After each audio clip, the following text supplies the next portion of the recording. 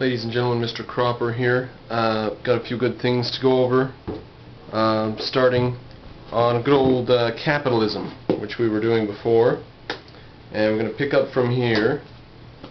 I believe video 9 was quotes from Henry Hazlitt, if memory serves.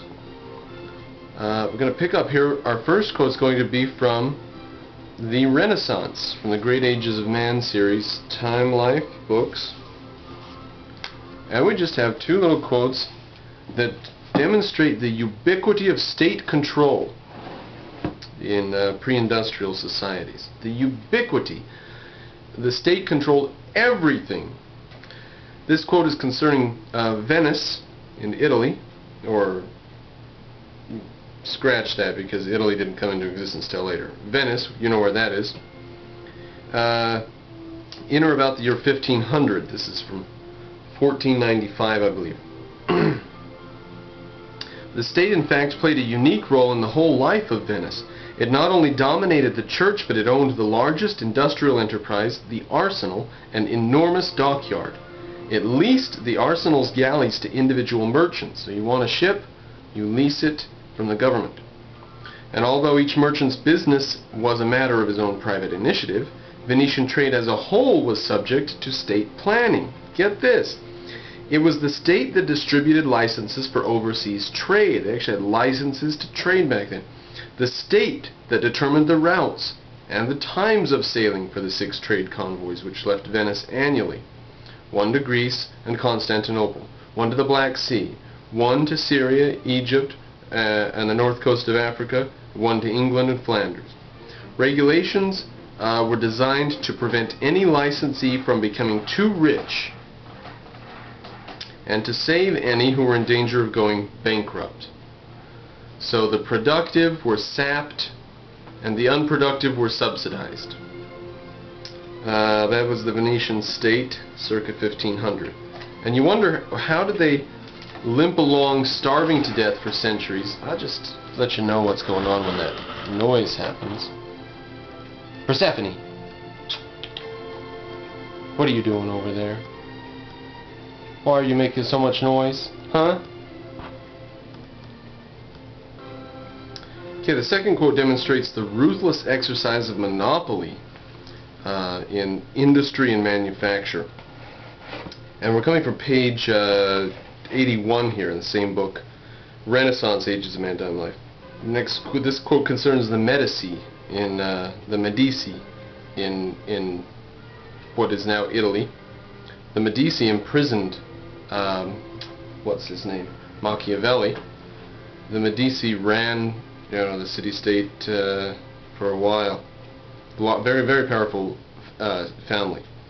At one time, their investments even blossomed into a virtual monopoly of the mining and sale of an essential ingredient in the textile industry, alum, A-L-U-M. This chemical was used to clean the fiber and fix the dye in woolen cloth. Before 1462, most of Europe's best quality alum had come from Asia Minor, but in that year, deposits at Tofa in the Papal States were recognized as an acceptable substitute. And in 1466, Medici Bank was called in to manage them. Pope Paul II helped his bankers to help themselves by forbidding Christians to import alum from Muslim countries. So if they could get it cheaper from abroad, they were forbidden to do so. And when a smaller rival deposit in Ischia threatened to provide a possible Christian competitor, the Medici hastily concluded a cartel agreement with its proprietor to preserve their monopoly by establishing a quota system which limited both Ischia and Tolfan production. Big business took a further step forward toward modernity, etc., etc. So far from the idea that that it took modern Marxism or whatever to create this fanaticism for state control. State control was the rule throughout history. What it took was the lessons learned from that state control for people like Adam Smith to come out and say, freedom, guys, freedom's the way. All these controls are for nothing. So state control of everything, even the minutest detail of your life, is the oldest system in history.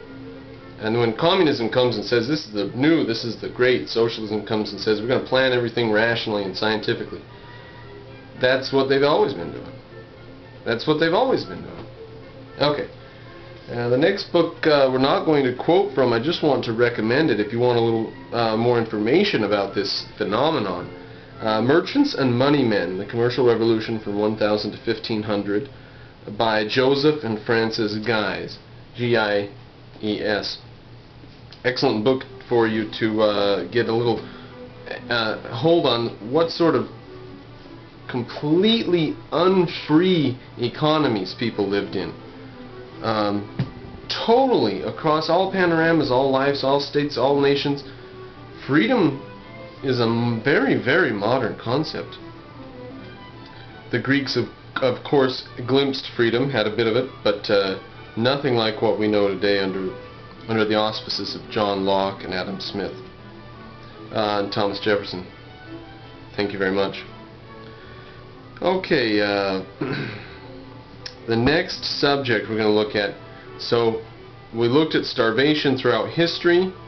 We looked at the ubiquity of state controls throughout history. Now let's look at an instance of state controls gone awry and remedied in the United States of America. We're going to quote now from Empire Builders, How Michigan Entrepreneurs Helped Make America Great by Burton W. Folsom, Jr. Fantastic book, published 1998 by the Mackinac Center for Public Policy. So we all know about Detroit. The big three automakers are from Detroit. Kellogg Manufacturing Company is from Detroit, or not Detroit, from Michigan generally. Lots of big companies, lots of entrepreneurs born and raised in Michigan. Why? Why is Michigan a hot spot for this sort of activity? I will just point out, you'll see the Michigan is there in the midst of the Great Lakes. So Detroit, there on the far side of Michigan, and Chicago down there, they're in an excellent position to take care of a lot of the trade in America. They're right in the center geographically of America. Like 60% of America's transcontinental trains pass through Chicago itself, and they try very hard to keep a monopoly on that traffic. But there's a reason why that traffic got centralized to Chicago.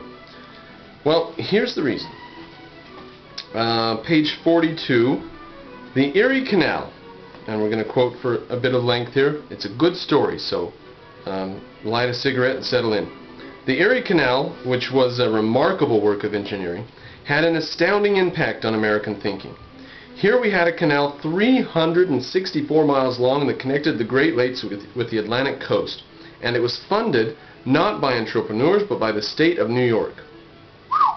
Suddenly, New York City could trade with farms and cities throughout the Midwest. Profits from tolls flowed into the state, and the whole Great Lakes region was open to settlement and trade. I pause and interject here. The Erie Canal was a pretty fantastic situation. They actually paid for itself before it was finished. Came in under budget. Tolls from construction from the part of the canal that was already done helped pay for the continuing building of the canal. It's very,